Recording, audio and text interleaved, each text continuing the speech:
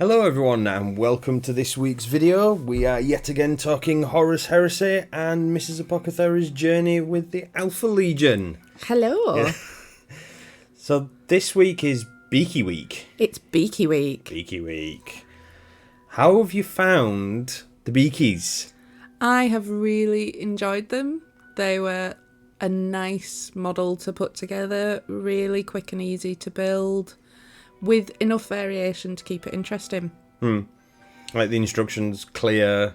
Yeah. Easy to follow. Yeah. Yeah. So a good, good kit for someone new coming into the hobby then. Definitely. It's a nice way to start, as I say, and there's enough variation in poses and you can mix and match arms and weapons. So there's enough there to keep it interesting. Yeah. And there's some nice details on the new Beakies as well, with the straps and finger discipline. Sorry, I'm getting excited by finger discipline on bolt guns, but yeah, you've got things like the finger discipline, and there's some lovely, tiny little intricate details which you can choose to pick out or not, depending on how confident you feel when you're painting, I guess. Yeah. And when it comes to the painting side of things as well, you just sat down, hit record, and went for it. Yeah. In a batch of 40. Don't try this at home, kids. It's not for the faint-hearted. It's not. But you went for a really, what I feel, and certain people who have already had sneak peeks at these feel, is a very different colour scheme. You've gone very different to what people normally do. So I started with a base coat of black, and then using light sourcing, I hit them with a gradual progression of greys up to grey seer, with the light sourcing just being top down. Yeah. And then I've gone over them with 2 thin coats of contrast Achelian green. Yeah. I think I've said that correctly. For the armour, and gone from there really. So batch painted all of that and then started putting in the details. But you've used you've gone a different way with it. Like most people just do, straight sea green, not sea green, more of a sea blue. Yep. Yeah.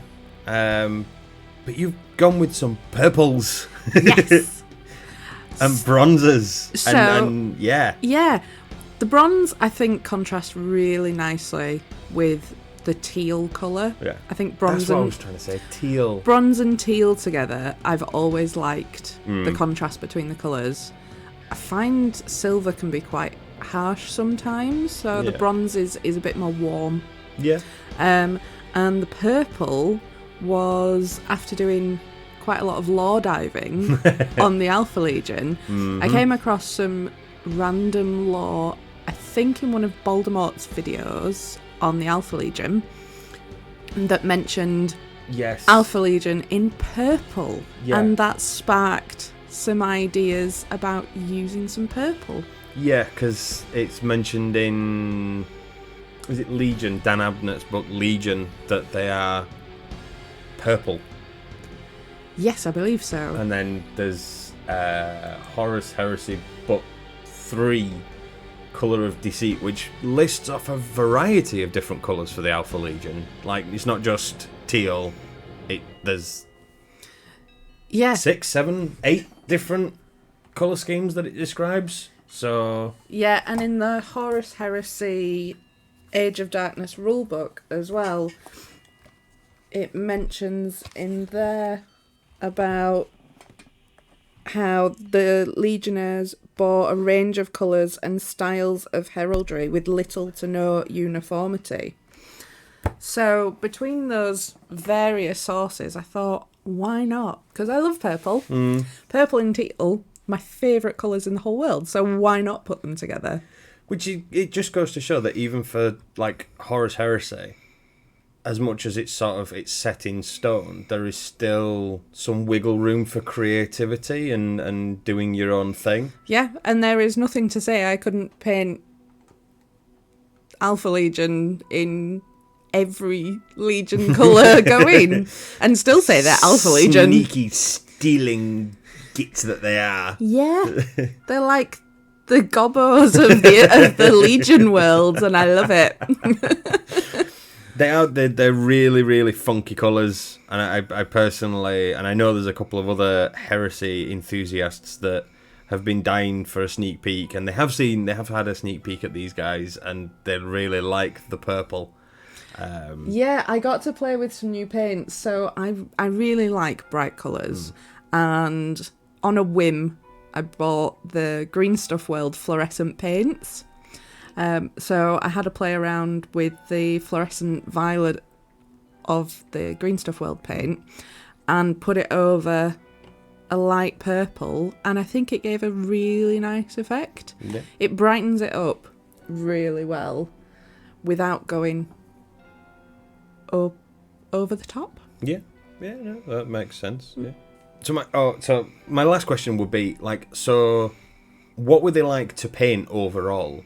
Like, you've not painted a lot of Marines. I know you've seen me paint a variety of different armor types, but what would they like to paint in general? Like, pretty quick and easy in comparison to how I normally paint, which I can take 20 hours to do a single model because of how much detail and time I put into getting the colours right.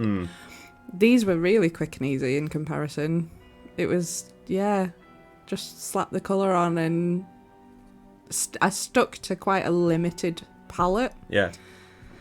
Got the paints out, picked a base, a highlight, and a wash, and stuck to a very limited colour palette. So I had the purples, the teals, and the metallics, and that was it. So I think because I stuck to this limited palette, and because they are quite basic. Not basic, I was going to say uniform in their builds and their appearance. Their armour is pretty much all the same. standard. Yeah.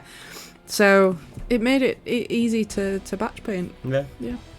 So, but overall, I think I've painted about 30 of these as well myself at this point, and although I'm a Mark III fanboy, the new Beakie models are very nice to paint. I really like them. I love the heads, the helmets. I just lovely. I really like them. So this is where I'm going to get a lot of hate because I'm not the biggest fan of Beakies. I know everyone loves them, and I'm still on the fence about them, but they still look cool. Yeah. I really like the helmets, and you have been nice enough to buy me the specific Alpha Legion shoulder pads as well. They come in handy. Yeah, they come in handy. They do come in handy. But I mean, as coming into the Heresy and as a starting unit for tactical Marines, there's versatility in these as well, because obviously you get a lot of options with the chain bayonets or banner boys.